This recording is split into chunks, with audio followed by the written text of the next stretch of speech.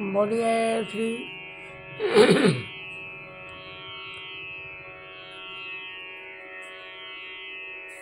कृष्णचंद्र भगवान की जय।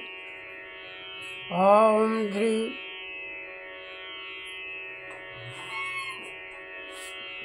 वासुदेव भगवान की जय।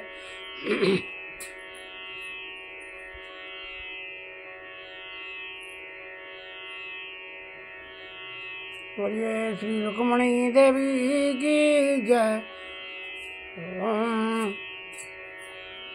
हाँ सभी सज्जन, आज बड़ी सुंदर कथा चित्रकेतु नामक राजा की श्रवण करेंगे और अपने जीवन को धन्य बनाएंगे।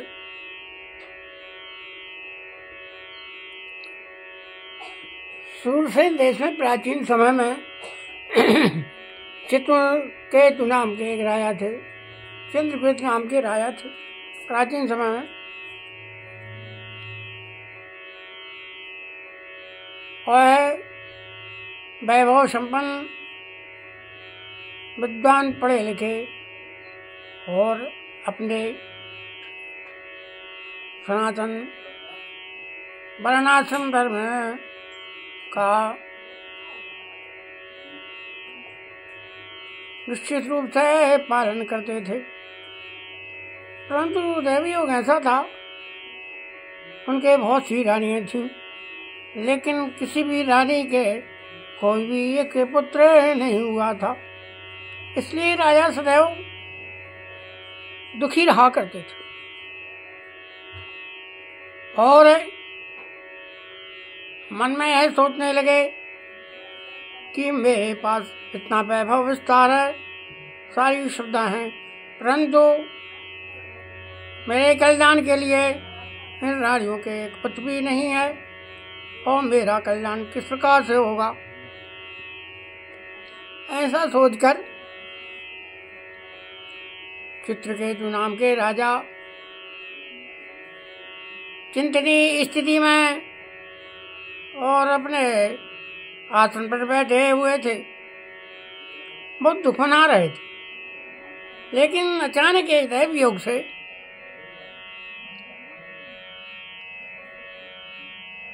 अंगिरा ऋषि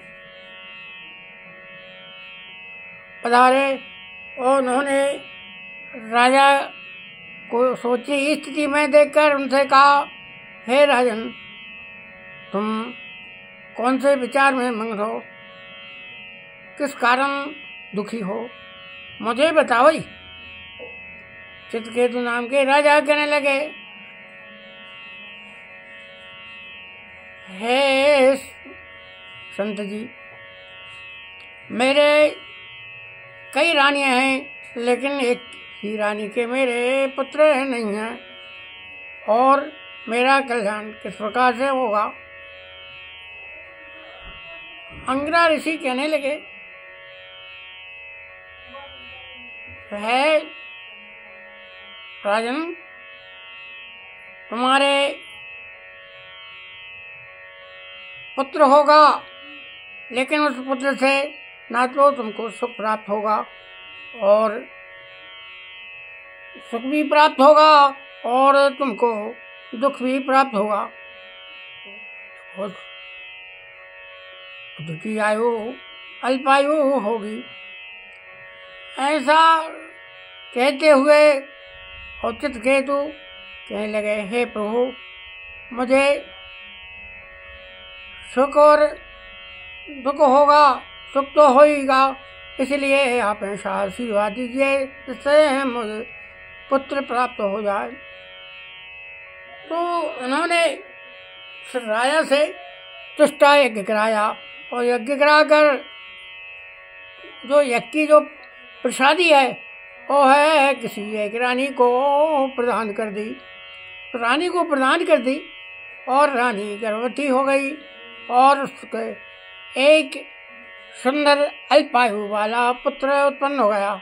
अब राजा सब रानियों को छोड़कर जो रानी गर्भवती थी उससे जो है सदैव प्रेम करते थे इसके पश्चात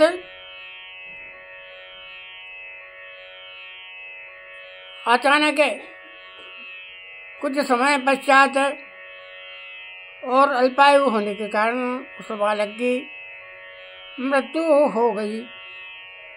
अब अंगिरा ऋषि जो है उन्होंने आशीर्वाद तो दे दिया था चित्रकेतु को कि तुम्हारे पुत्र होगा, उससे सुख भी होगा और दुख की भी प्राप्ति होगी। और जिस रोज अंगिरा ऋषि नारद जी के साथ चित्रकूट के यहाँ अपने गृह पधारे तो उस राजा के यहाँ उस बालक की अचानक मृत्यु हो गई। मृत्यु होने के कारण पूरे रणवास में, पूरे महल में शोक का वातावरण था और राजन जो है अश्रुओं की धारा लगाए हुए जो है मूर्छित स्थिति में पड़े हुए थे। जैसे अंगिरा ऋषि आए नारद जी तो अंगिरा ऋषि ने कहा, क्यों राजन, क्या बात है, आप शोकाकुल स्थिति में क्यों पड़े हुए हैं, मुझे कारण बताएं।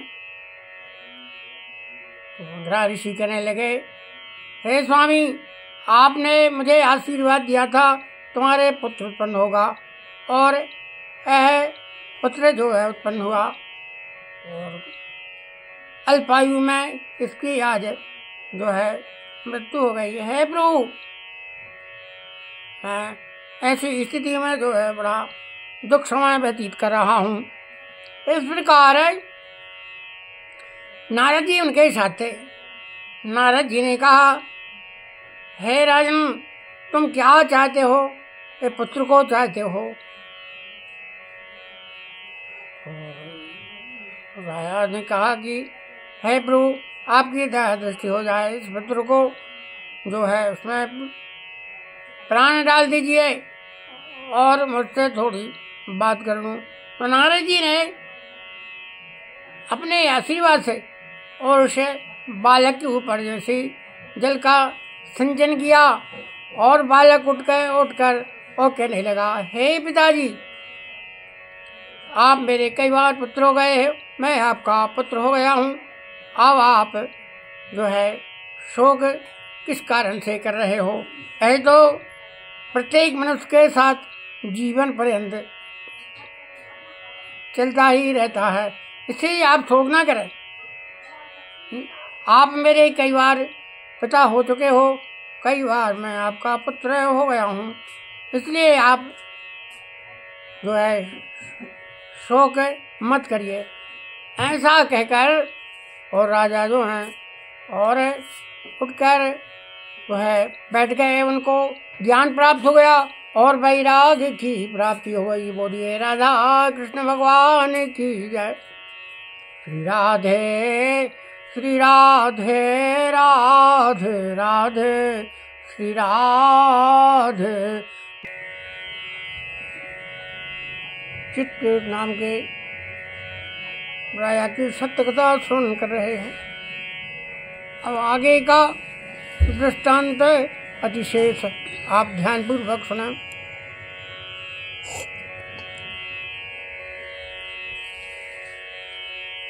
राजा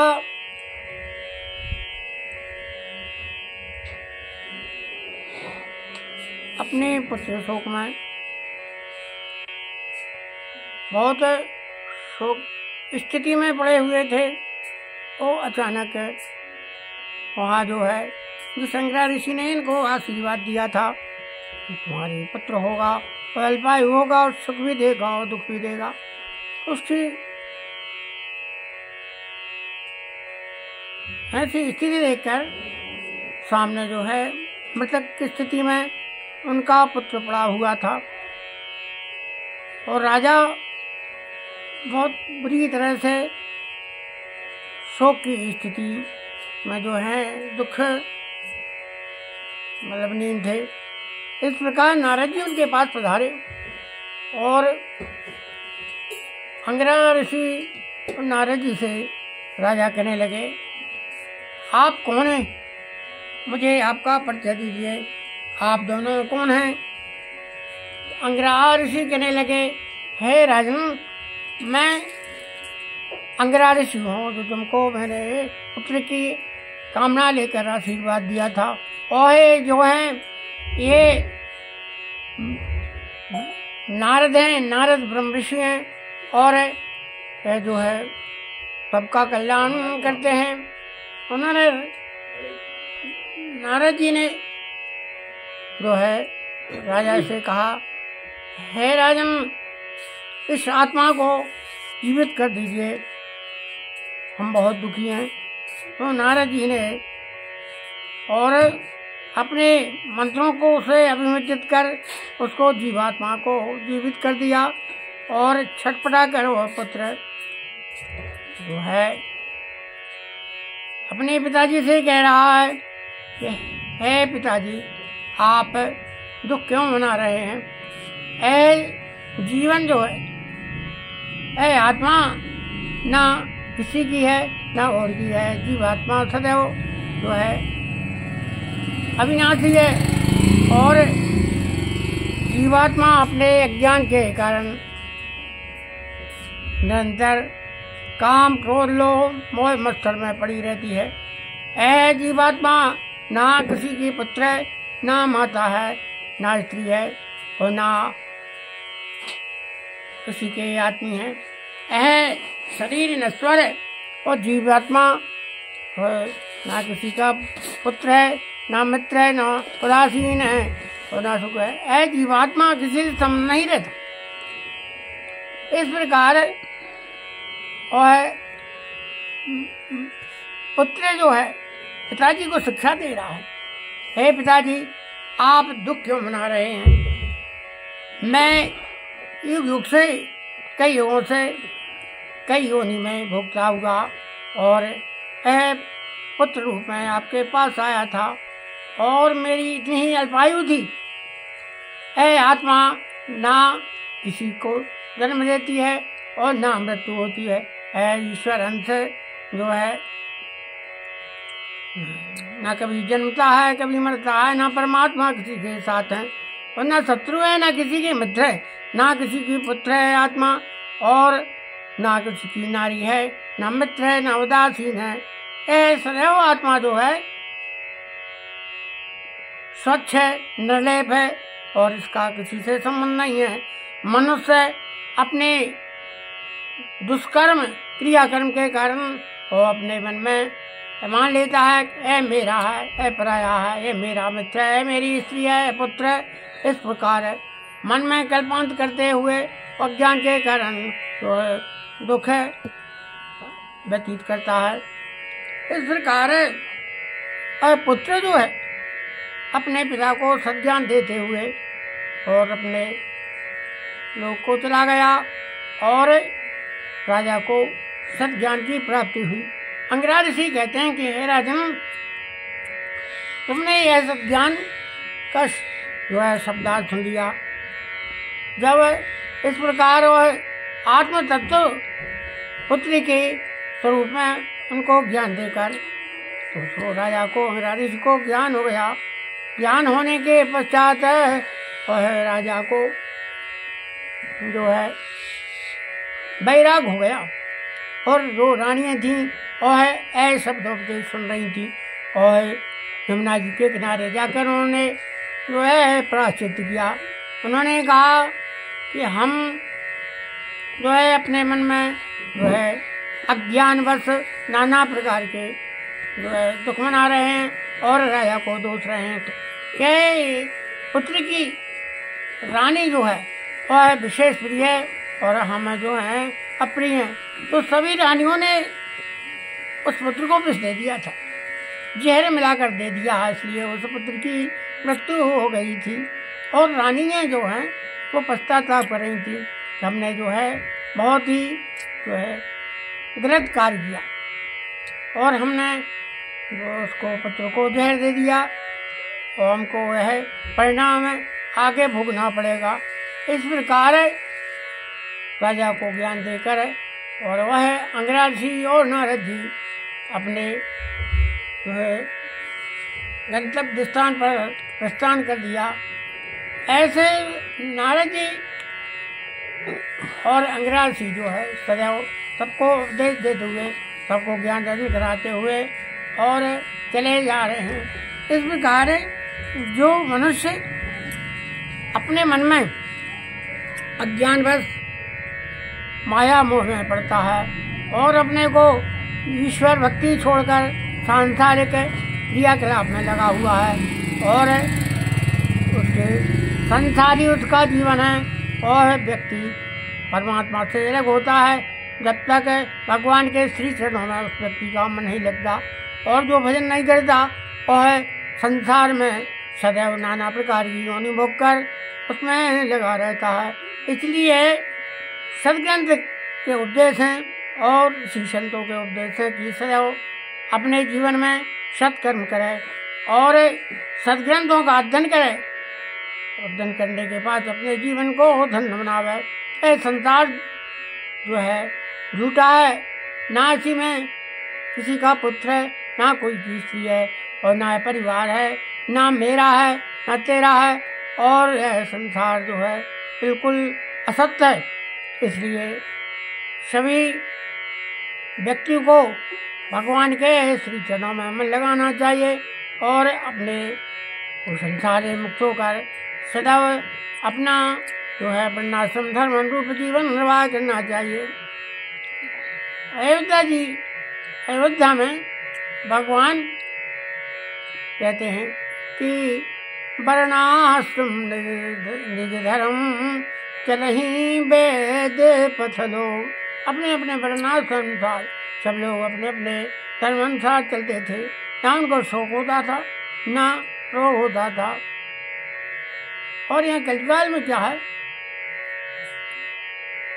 कलिकाल कठिन उर्गारी पाप परायण सब नर नारी।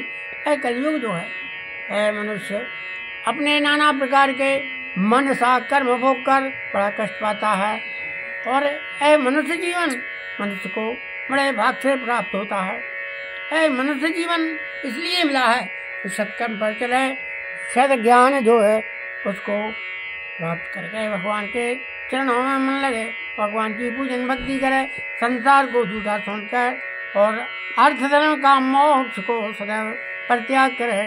बोलिए श्री राधा कृष्ण भगवान की जय। मगर कीर्तन की कथा बहुत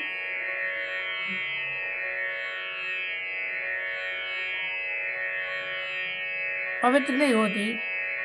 कीर्तन जो है कथा में होना भगवान का परम सार।